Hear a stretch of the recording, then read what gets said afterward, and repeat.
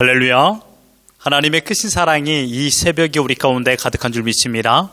오늘 우리는 요한복음 2장 1절로 12절의 본문을 통하여 아버지의 뜻대로라는 제목으로 하나님의 말씀을 함께 나누도록 하겠습니다. 오늘 본문은 예수님께서 가나 혼인잔치에서 물로 포도주를 만드신 사건에 대한 말씀입니다. 2장 1절에서 말하는 사흘 되던 날이라는 것은 예수님께서 5명의 제자를 부르신 후 사흘이 되던 날입니다. 베다바라에서 요단강을 건너 갈릴리의 가나를 향하여 가시는데 사흘이 걸린 것입니다. 그 가나에서 혼인잔치가 열렸습니다. 그런데 혼인잔치에 예수님의 어머니는 벌써 오셨습니다. 이 잔치의 주체가 누구인지를 명확히 알 수 없지만 명확히 알 수 있는 한 가지는 잔치집에 포도주가 모자라게 된 것입니다. 포도주가 모자란다라는 것이 큰 문제인가라고 생각할 수 있지만 당시 고대 근동에서는 혼인잔치의 포도주 또한 어떤 잔치의 포도주는 대단히 중요한 음료이었고 그 포도주를 충분히 공급하지 않으면 하객들을 또한 초청받은 사람들이 무시받는 행동이라고 생각하였습니다. 아주 큰 결례를 범하는 것이죠. 심지어 하객들이나 초청받은 사람들이 자기네들을 무시했다라고 법관에게 고발을 하면 법관이 손님을 무시한 처사로 판결하여 많은 벌금을 물릴 수도 있다고 하였습니다. 혼인잔치집에서 떨어지지 말아야 될 것은 신랑과 신부 사이뿐만 아니라 포도주인 것입니다. 그런데 혼인집의 주인인 신랑은 놀라게 되었습니다. 왜냐하면 포도주가 떨어졌기 때문입니다. 왜 포도주가 떨어졌을까요? 왜 모자랐을까요? 두 가지 이유로 생각해 볼 수 있습니다. 첫 번째로는 손님이 너무 많이 온 것입니다. 그래서 준비한 포도주가 바닥이 난 것입니다. 두 번째는 신랑 집이 가난했던 것 같습니다. 가난해서 많은 포도주를 준비하지 못했고 체면이나 유지할 정도의 포도주를 준비한 모양입니다. 그런데 사건의 시점이 떨어진 포도주에서 예수님께로 옮겨지게 됩니다. 그 발단의 시작은 예수님의 어머니 마리아의 말입니다. 3절에 보십시오. 포도주가 떨어진지라 예수의 어머니가 예수에게 이르되 저들에게 포도주가 없다 하니. 우리는 이 말을 통하여 예수님의 어머니 마리아가 예수님에게 어떠한 이적을 바라고 부탁한 것으로 생각하는데 그런 의미가 아니었습니다. 아주 보통 가정에서 하는 대화입니다. 포도주가 떨어졌기에 포도주가 떨어졌다고 말한 것입니다. 마리아에게 예수님은 큰아들입니다. 항상 가정에서 문제가 생기면 아들과 상의를 했기에 이 또한 함께 생각할 문제로 말한 것입니다. 왜냐하면 예수님이 그 전에 어떠한 이적을 베풀지 않았습니다. 마리아가 마치 이적을 베풀기를 바라는 마음으로 말한 것이 아니라는 것이죠. 또한 지금 예수님과 마리아는 대략 2달 만에 처음 보는 시간입니다. 갈릴리 가나 혼인잔치에 어머니가 있을지 또는 아들 예수가 이 자리에 올지 서로가 몰랐습니다. 어쨌든 마리아는 아들 예수를 신뢰하고 있었고 지금의 어려운 문제도 어떻게 해결해 주기를 바라는 마음으로 기대한 것뿐입니다. 그런데 오늘 본문에서 중요한 기류를 만드는 것은 예수님의 대답이었습니다. 4절을 보실까요? 예수께서 이르시되 여자여 나와 무슨 상관이 있나이까 내 때가 아직 이르지 아니하였나이다. 그런데 이 대답을 들었던 어머니 마리아는 그 집 하인들에게 너에게 무슨 말씀을 하시든지 그대로 하라고 부탁한 것입니다. 아마 마리아는 지금 혼인 잔치집의 일을 돌보고 있었기 때문에 그 집 하인들에게 이러한 당부의 말을 한 것입니다. 우리가 여기에서 먼저 생각해 볼 것은 예수님의 대답입니다. 여자여 나와 무슨 상관이 있나이까. 여기에서 여자여라는 말은 별로 중요한 부분이 아님에도 불구하고 읽기가 불편하신 분들이 많습니다. 예수님께서 여자여라고 말한 것은 이번만 한 것이 아니라 또 다른 곳에서도 여자여라고 불렀습니다. 예수님께서 십자가상에서 어머니를 간절히 생각하고 요한을 불러 그에게 어머니를 부탁할 때에도 어머니에게 여자여 이가 아들이니이다 라고 했습니다. 그리고 사마리아 여인에게도 여자여 내 남편을 불러오라고 요한복음 4장 16절에서 말씀하셨습니다. 예수님이 여자여라고 부른 것은 예의가 없는 말을 하신 것이 아닙니다. 언제나 여자여라고 할 때면 큰 은혜를 끼치려 하시면서 이 말씀을 하신 것을 우리는 보게 됩니다. 두 번째는 나와 무슨 상관이 있나이까 내 때가 아직 이르지 아니하였나이다. 이 말의 바른 해석은요, 내 때가 이르면 내가 이것을 하겠습니다라는 것입니다. 그러니까 이것은 나는 이 일에 전혀 상관이 없다, 또는 나는 하지 않겠다라는 의미가 아닙니다. 여기서 내 때라는 것은 하나님께서 정하신 때를 말씀하고 있습니다. 요한복음에서 내 때라는 말이 몇 번 더 나옵니다. 요한복음 7장 6절을 보면 예수께서 이르시되 내 때는 아직 이르지 아니하였거니와 너희 때는 늘 준비되어 있느니라. 8절에도 보시면 너희는 명절에 올라가라 내 때가 아직 차지 못하였으니 나는 이 명절에 아직 올라가지 아니하노라. 30절에도 나옵니다. 그들이 예수를 잡고자 하나 손을 대는 자가 없으니 이는 그의 때가 아직 이르지 아니하였음이로라. 예수님께서 말씀하신 때, 그 타이밍은 어떠한 목적을 가진 시간의 의미를 나타내고 있습니다. 예수님께서 말씀하신 내 때라는 것은 메시아로서의 직무를 행하고 권능을 나타낼 그때를 말하고 있습니다. 그러므로 예수님께서 내 때가 아직 이르지 아니하였나이다 라는 말을 정리하면 이것입니다. 사랑하는 어머니, 아직은 제가 메시아로서 내 직무와 권능을 행할 그 시간이 이르지 아니한 까닭에 이 집에서 포도주가 떨어져 모두가 당황했어도 내가 아무런 행동도 하지 않습니다. 어머니께서는 온화하고 사랑이 많으셔서 신랑에게 어려운 일이 생겼기에 그것을 해결해 주고자 하는 좋은 마음을 가졌지만, 그러나 하나님의 섭리를 어머니의 마음으로 간섭해서는 안 됩니다. 인간이 하나님의 계획을 변경해서도 안 됩니다 라고 말한 것입니다.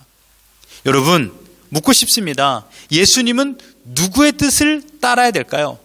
육신의 어머니 마리아의 뜻을 따라야 됩니까? 아니면 하늘 아버지의 뜻을 따라야 합니까?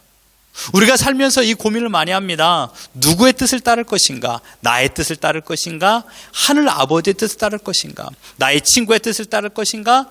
선배의 뜻을 따를 것인가? 선생님의 뜻을 따를 것인가? 아니면 하늘 아버지의 뜻을 따를 것인가? 세상을 따를 것인가? 세상의 뜻을 따를 것인가? 아니면 하늘 아버지의 뜻을 따를 것인가?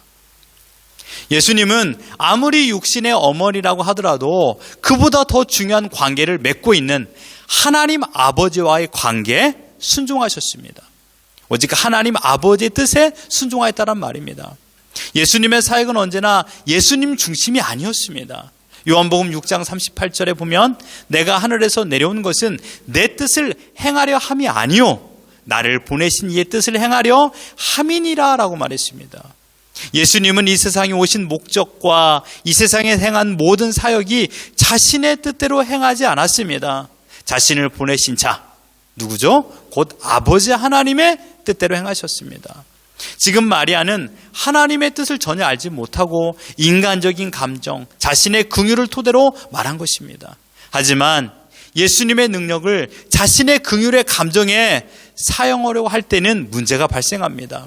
그래서 예수님께서는 여자여 나하고 무슨 상관이 있나이까? 라고 말씀하신 것입니다. 여인이여 나와 무슨 상관이 있습니까? 나는 하나님께서 정하신 때에 일을 해야 됩니다. 메시아는 하나님의 권위에 순종하고 하나님께서 정하신 그때 일을 행하시는 분입니다. 그러면요, 이적과 기사를 나타내 보이는 것은 무엇일까요? 이적과 기사를 나타내 보이는 것은 내가 원하는 시간이 아니라 오직 하나님께서 정하신 아버지의 뜻대로 행하는 하나의 이적과 기사일 뿐입니다. 제가 어머니를 사랑하지만 그러나 어머니께서 일을 정하실 수 없습니다 라고 말하는 것입니다. 메시아이신 예수님께서 처음 베푸신 기적이 물질적인 현상이나 결과로 보아서는 굉장한 기적은 사실 아니었습니다. 여러분, 죽은 사람을 살려내는 귀한 일도 아니지 않습니까? 문둥병자를 낫게 하는 것도 아니고 소경의 눈을 뜨게 하는 것도 아닙니다. 단지 혼인집에 가셨다가 그 집에 떨어진 포도주를 채워준 것뿐입니다. 설령 예수님께서 죽은 자를 살리는 기적을 베푸셨습니다. 오직 예수님만 하실 수 있는 기적입니다. 그러나 죽은 사람을 많이 살려내신 것은 아닙니다. 성경에서 3번 이적을 행하셨습니다. 또한 육체의 병을 고쳤을 때에도 시간과 공간의 한계성 때문에 예수님 앞에만 있는 사람만 고칠 뿐입니다.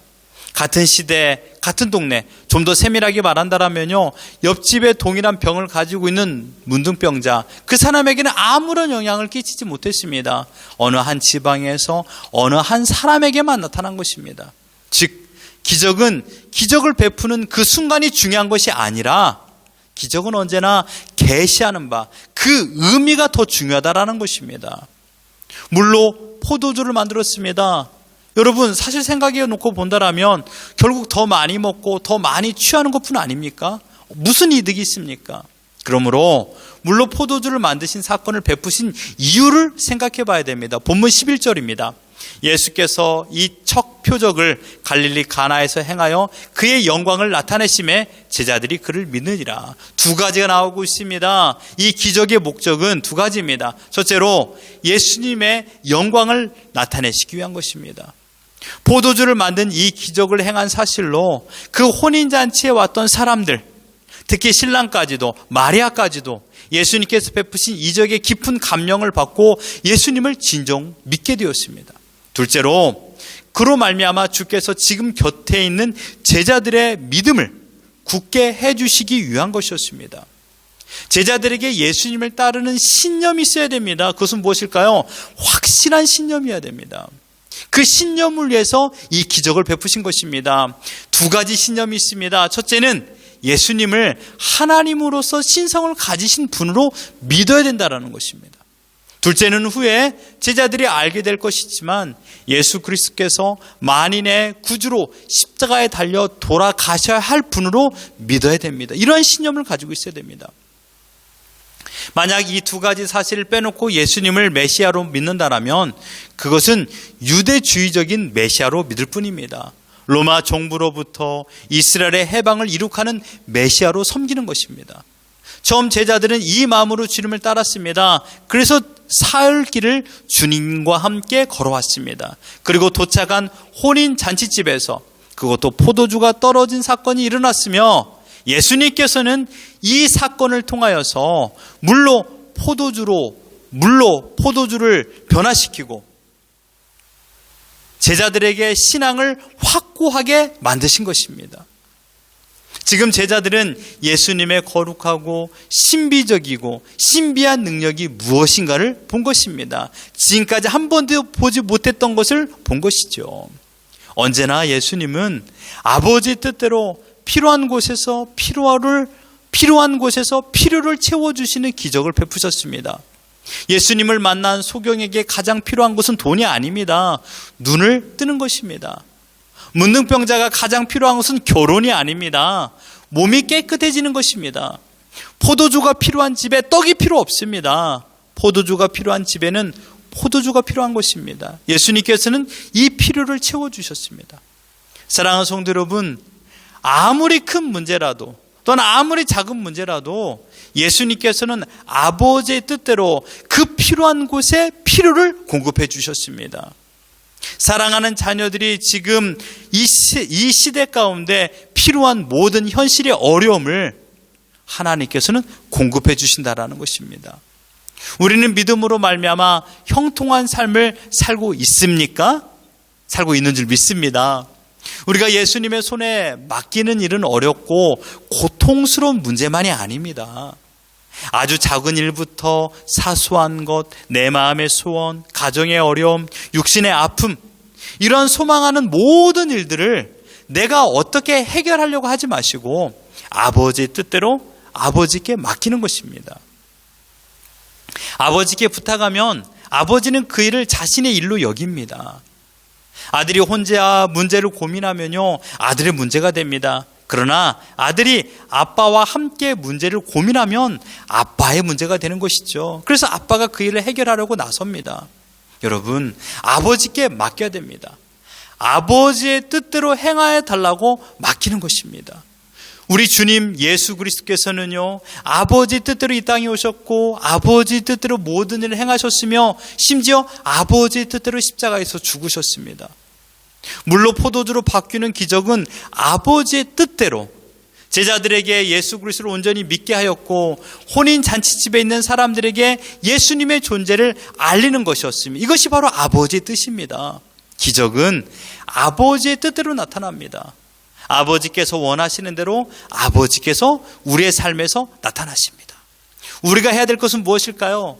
아버지의 하나님을 신뢰하고 아버지의 뜻대로 향하여 달리고 아버지께 의지하는 것입니다. 기도하는 것이죠.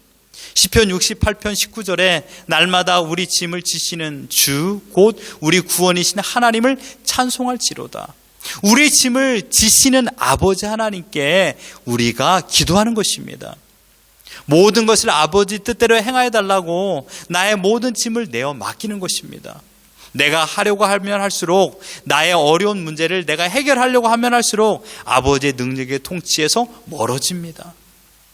아버지의 뜻대로 주님은 사셨듯이 오늘 우리의 삶에 아버지의 뜻대로 살아가는 것입니다. 우리 가정에 찾아온 크고 작은 모든 문제를 아버지께 내어 맡기십시오. 아버지의 뜻대로 모든 일들이 해결될 줄 믿습니다. 우리가 해야 될 것은 단 한 가지입니다. 주님의 명령에 하인들이 순종한 것처럼 아버지의 뜻대로 순종하는 것입니다. 그때 우리의 모든 문제가 해결되며 참된 기쁨과 평안을 누릴 줄 믿습니다. 사랑하는 성도 여러분, 예수님께서는 오직 아버지 뜻대로 사셨습니다. 가나 혼인잔치에서 이적과 기사를 베푸는 것은 아버지의 뜻이었기 때문에 그 이적과 기사를 베푸셨습니다. 오늘 우리의 삶의 이적과 기사는 아버지 뜻대로 나타날 줄 믿습니다. 어떻게요? 아버지 뜻대로 아버지께서 원하시는 대로 행하실 것입니다. 오늘 우리가 살고 있는 것 자체가 아버지 뜻대로 이적인 아닙니까? 하나님께서 우리를 살려주셨기 때문입니다. 오직 아버지 뜻대로 순종하십시오. 이것이 우리가 해야 될 일입니다. 하나님께서는 하나님의 뜻대로 오늘 우리의 살 길을 허락하여 주시며 우리의 필요한 포도주를 제공해 주실 것입니다. 이런 은혜를 누리며 오늘을 살아가는 우리 모두가 되기를 예수 그리스도 이름으로 축원합니다.